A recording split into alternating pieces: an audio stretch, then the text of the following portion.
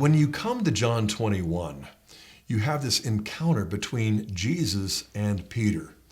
Now, I'm going to draw from the scriptures in the Greek, but I'm also going to draw, quite frankly, from the reflections of Pope Benedict, because he's the one who has pointed out at a popular level how the exchange takes place. In the Greek, the first time Jesus says to him, "Simon, do you love me more than these?"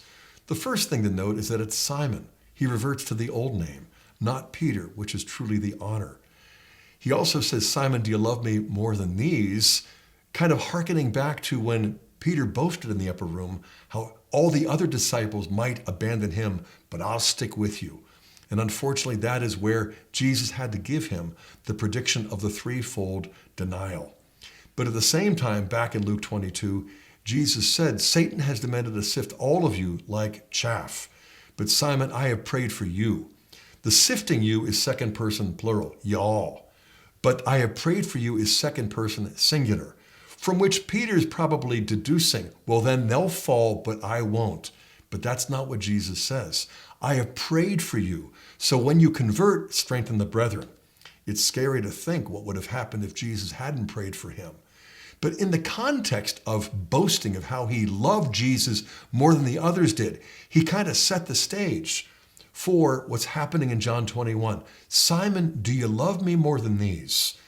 And when he asks him that question, it is agapes me in the Greek, built upon that Greek word agape, which is the strongest form of unconditional love, like God's own love for us.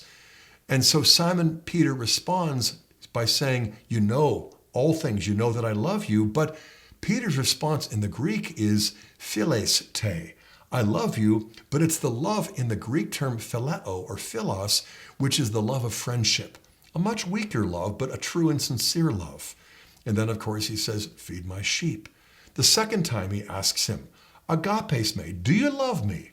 And once again, Peter responds, philes te, I love you in true friendship. But the third time Jesus asks Simon, he says, philes me, do you love me as a friend? And so when we read that Peter was grieved because he asked him a third time, philes me, it's not the third time that grieves him.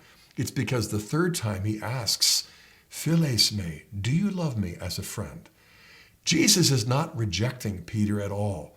What he's doing is accepting Peter on his own terms. That is, I accept you in your weakness, but I call you to a love that I alone can refine and perfect and purify. And so Peter's naturally grieved because he asks him the third time, philes me. And once again, he says, you know all things, you know that I love you. And here is encouragement for us, because no matter how strong we think our love for Christ is, it's usually weaker than we realize. But no matter how weak our love for Christ is, he's willing to take us as we are and lead us to where he alone can bring us. And so this encounter that we find between our Lord and our first Pope is an object lesson for each and every one of us.